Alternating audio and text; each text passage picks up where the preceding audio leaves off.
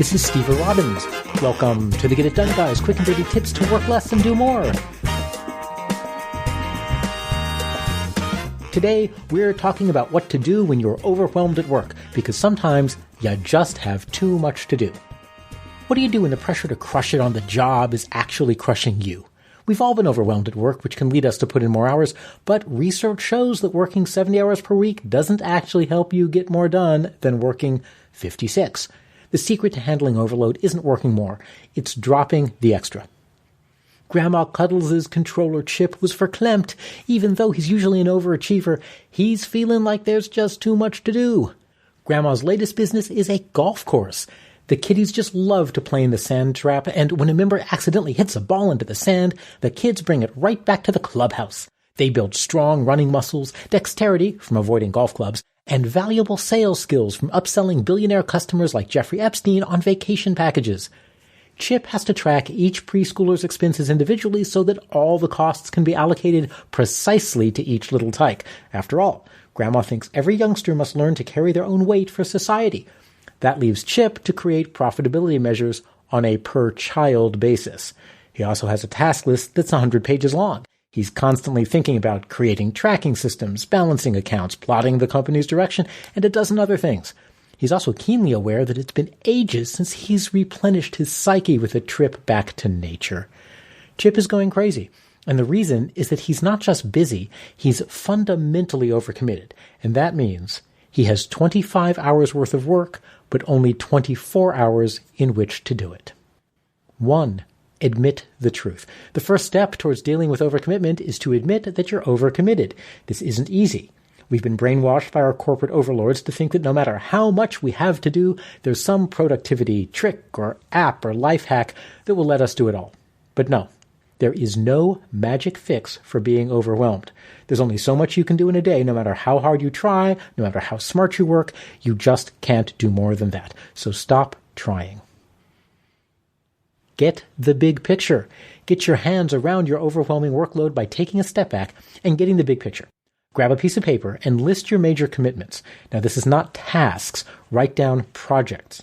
Chip's list is 1. Preparing tax forms to submit for insurance claims. 2. Helping Cuddles set strategy. She's angling for the contract running the day spa at Mar-a-Lago. 3. Renovating the office.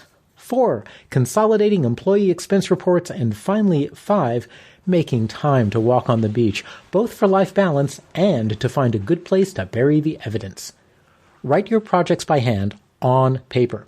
Engaging your body gives you a feeling of control, and in fact, studies have shown that students perform better when they took notes by hand.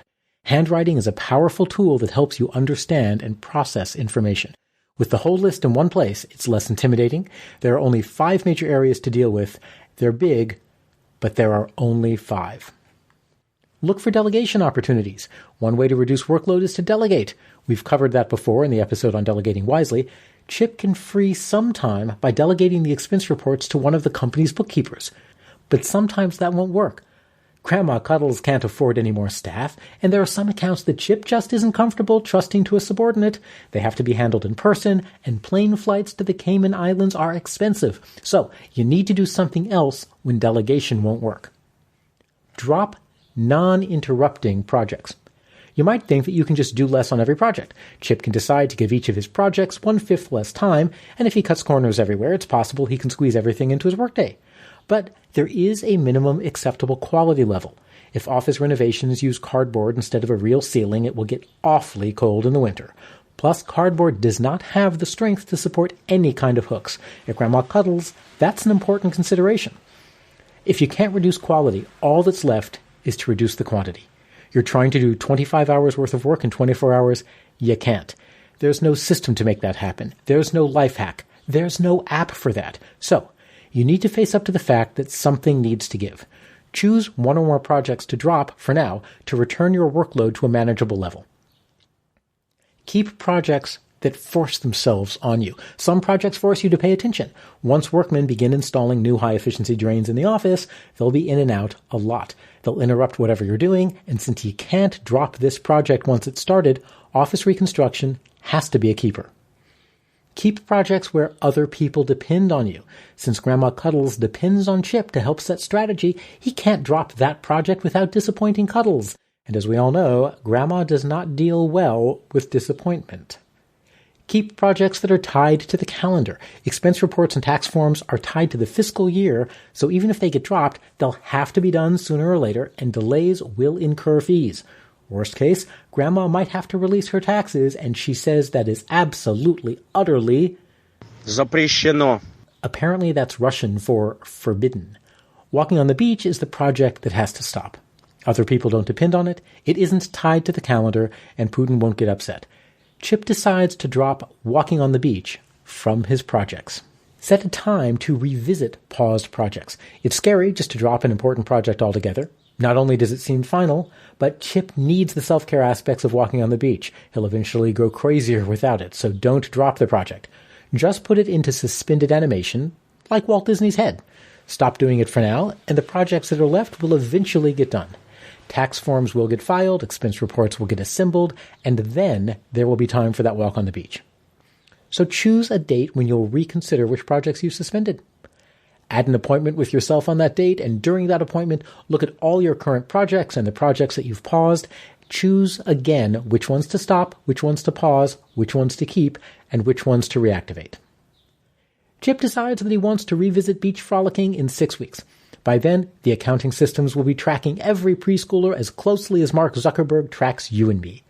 Taxes will be filed, expense reports will get done, and Chip will have the time to resurrect the beach project where he'll find not only inner peace, but a safe hiding place for that strange metal footlocker from Grandma's playroom. If you're overloaded, you can do the same. Consolidate your project list on a piece of paper. Decide which to keep and which to drop based on time sensitivity and coordination with other people. Also, decide which projects to pause altogether, but make sure you schedule a time to revisit and reactivate them so that they don't disappear forever. I'm Steve Robbins. Follow Get It Done Guy on Twitter and Facebook, and if you're an executive entrepreneur or sales professional and you want a partner to help you get even better at what you do, hire me as your coach. Learn more at steverrobbins.com. Work less, do more, and have a great life.